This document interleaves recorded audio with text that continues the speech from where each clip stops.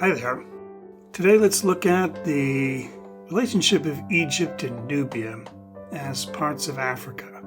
Now, the subject of Egypt is just vast and certainly deserving of a whole course on its own merits and extensive history and extraordinary artwork.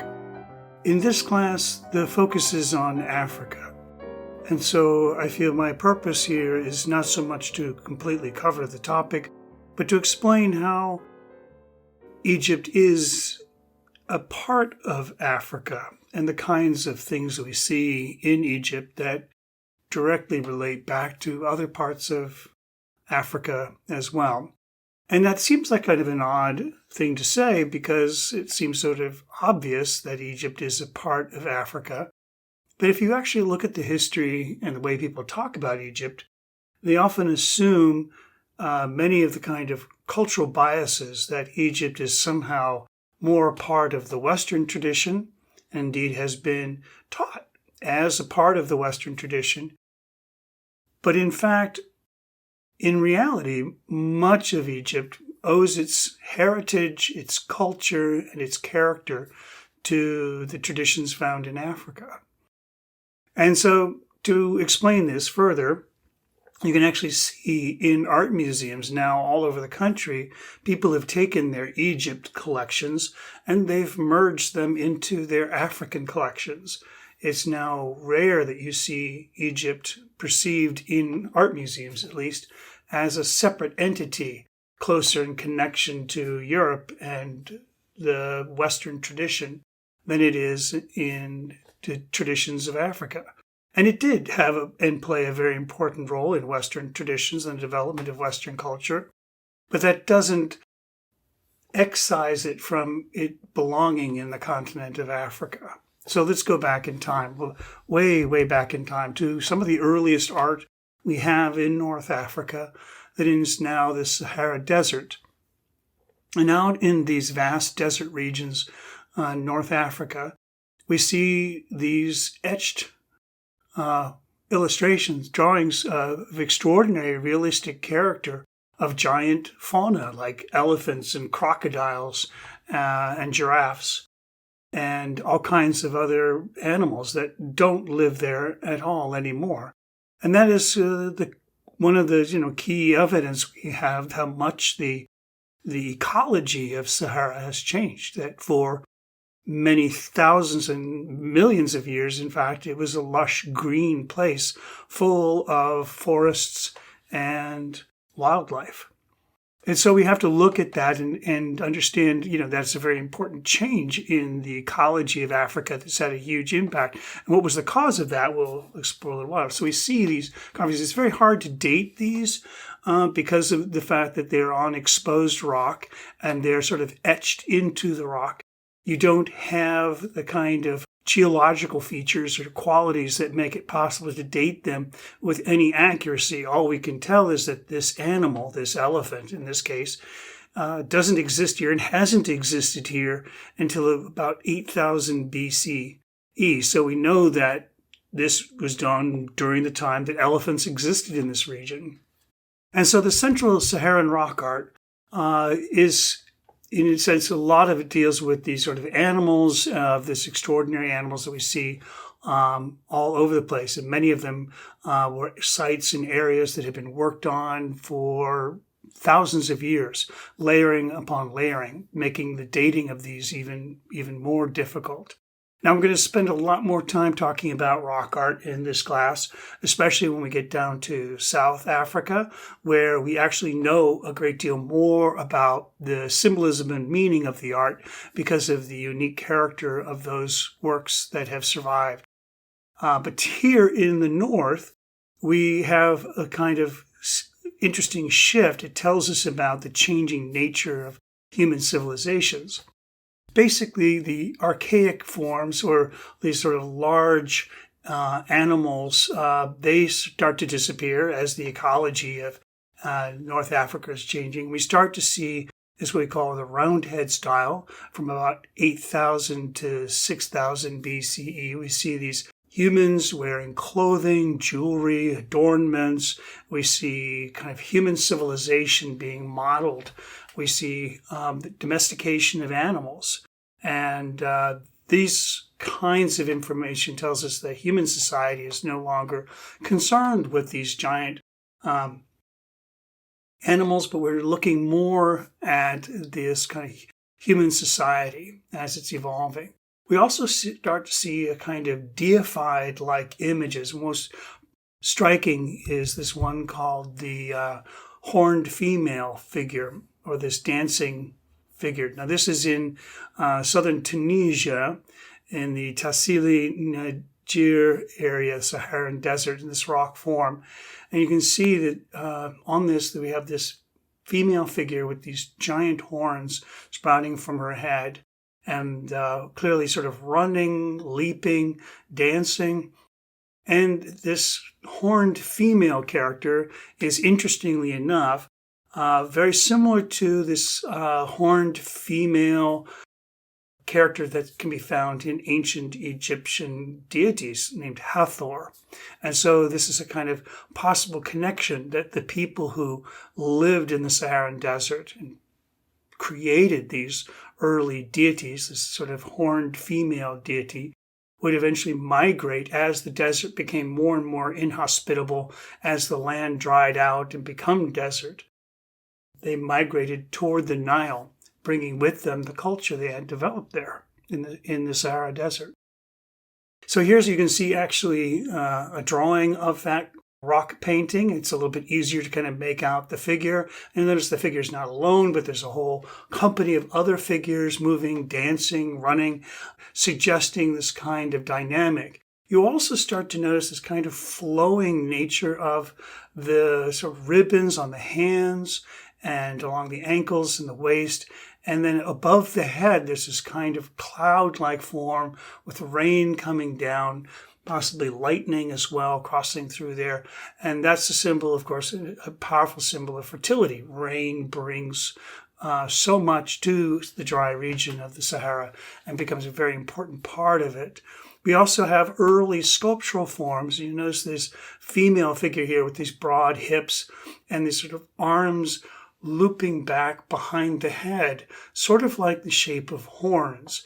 And this is a very interesting thing. There's also this kind of bird-like shape to the face. Nobody knows exactly what these mean or what they're found.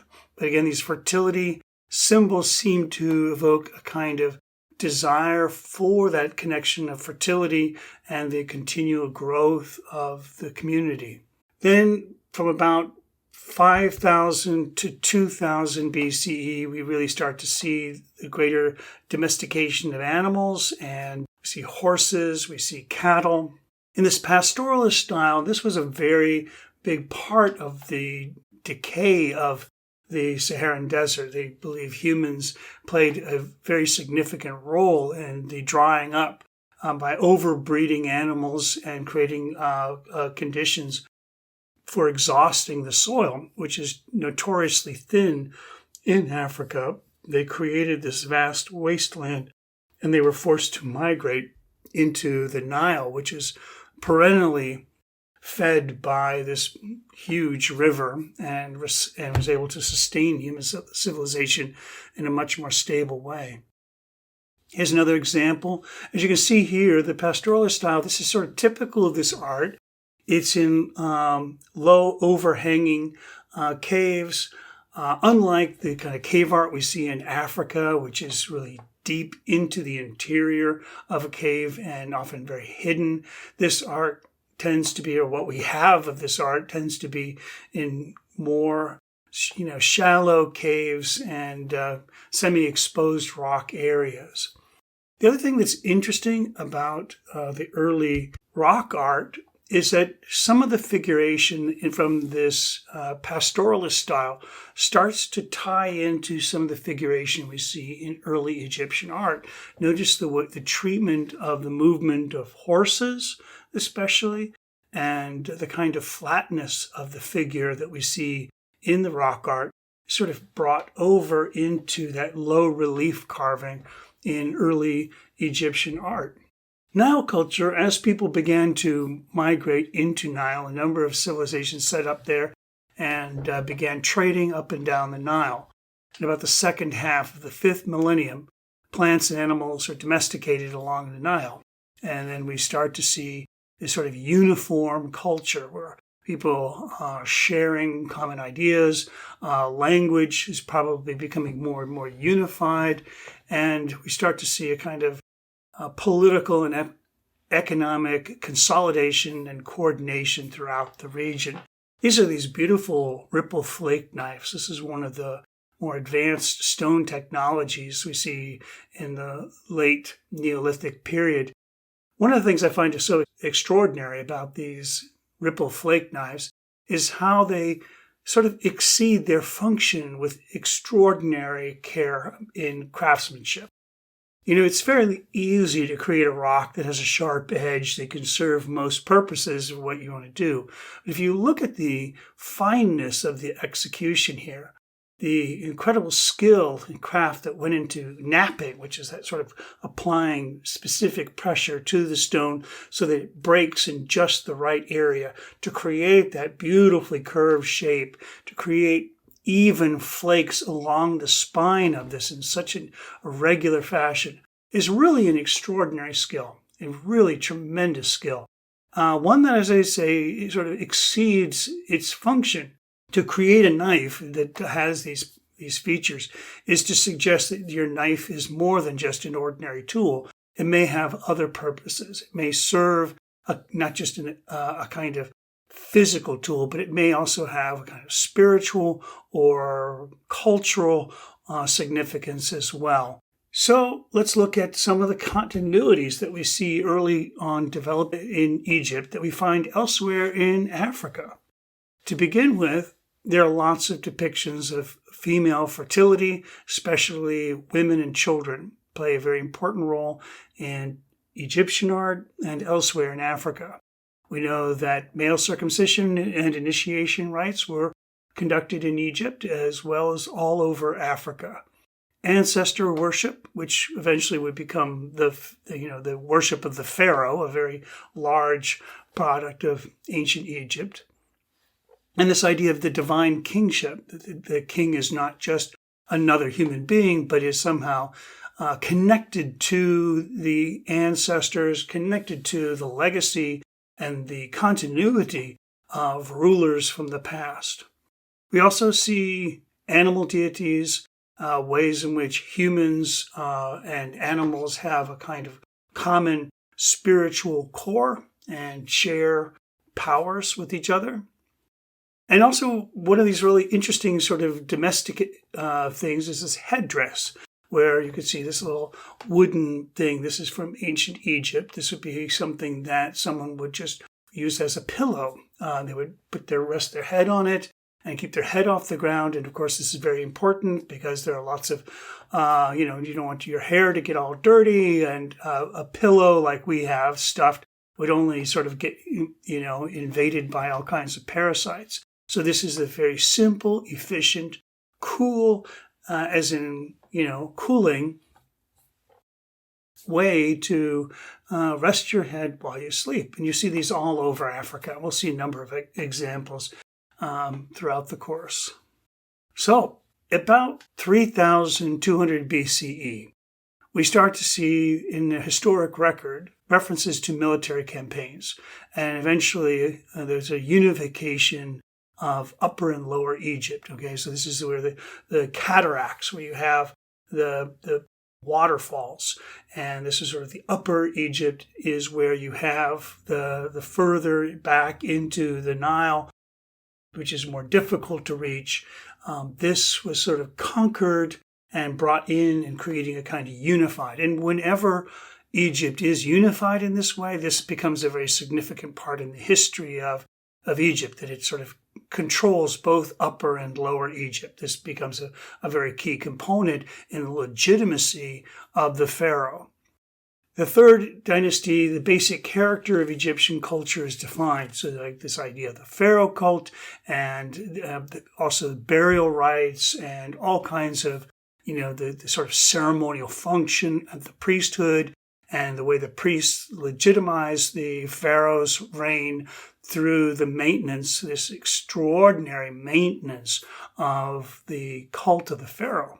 There are a lot of interesting and extraordinary features about ancient Egypt and the pyramids, and I wish I had more time to go in greater length about them, their cosmological significance, the extraordinary astronomical alignments that they were able to achieve with these huge structures. All of this is something that, of course, well worth your time and study. But as a class on Africa, I'm going to just touch on a few things here to keep our focus on ways in which we can look at the things that were happening in Egypt relative to the larger topic of Africa.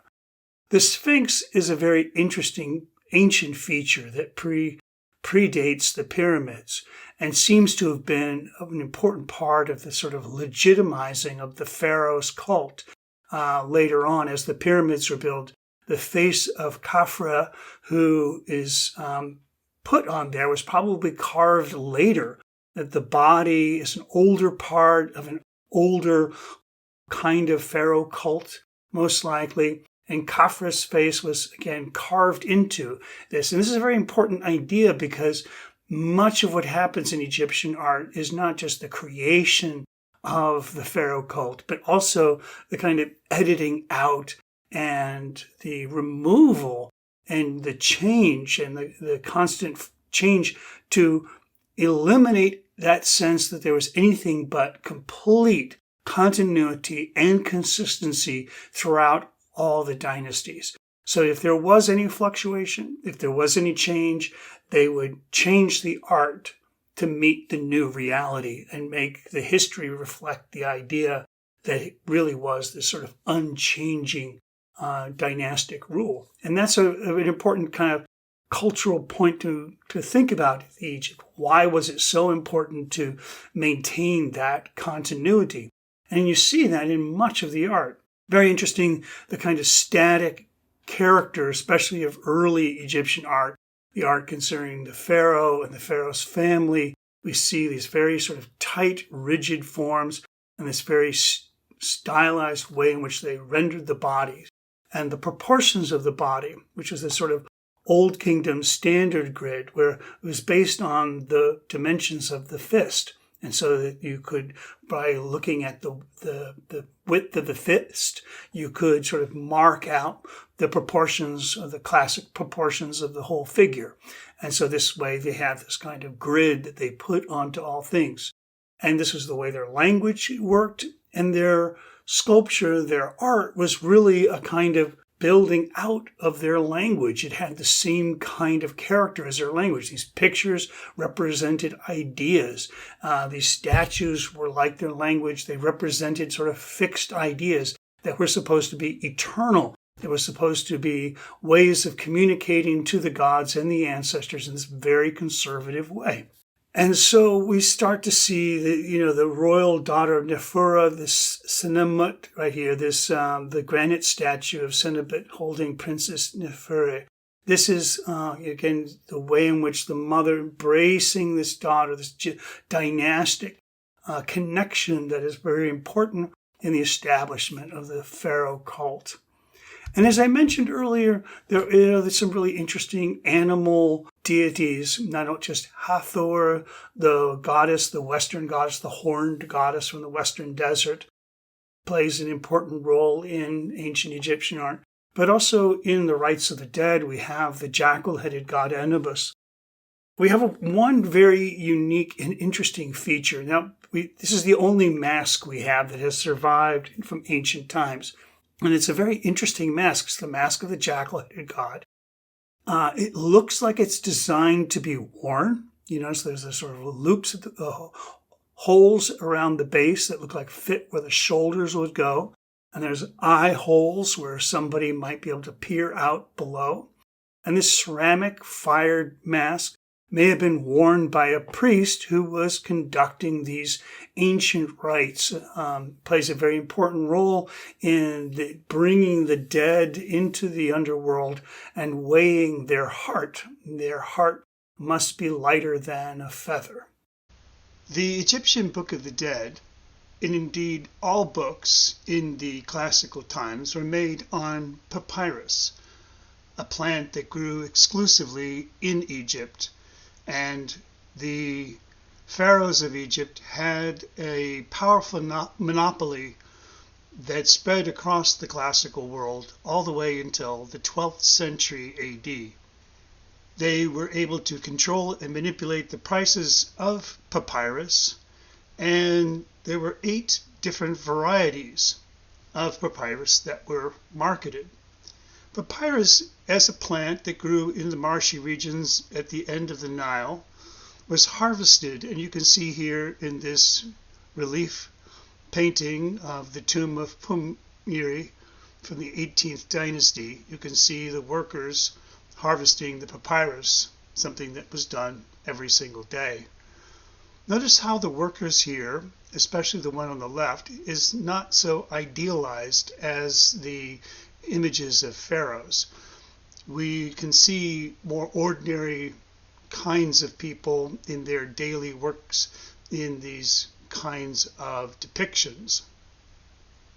Continuity was a very important idea in the cult of the pharaoh, and one of the most remarkable pharaohs in Egyptian hero was Hatshepsut, a woman who rose to power in 1479 to 1458 BCE. We see her life-size statue here from the Metropolitan Museum of Art in New York City. Here we see her wearing the Nemes headcloth and the shedded kilt. Both are signs of male royal power of the pharaoh. But despite the masculine dress, the statue has this very distinct feminine air. Unlike most representations of Hatshepsut as a ruler, the kingly titles on the sides of her throne are feminized to read the perfect goddess, lady of 2 lands, the bodily daughter of Re. And this was a really interesting and unique role that she played, and in some cases actually being depicted with a beard, as all pharaohs were assumed to have this male power and privilege. But as we can also see, these 2 statues are heavily damaged. This is not just the ordinary wear and tear of time. These were deliberately damaged to insult the memory of Hatshepsut. She clearly was a threat to the male patriarchy of the priesthood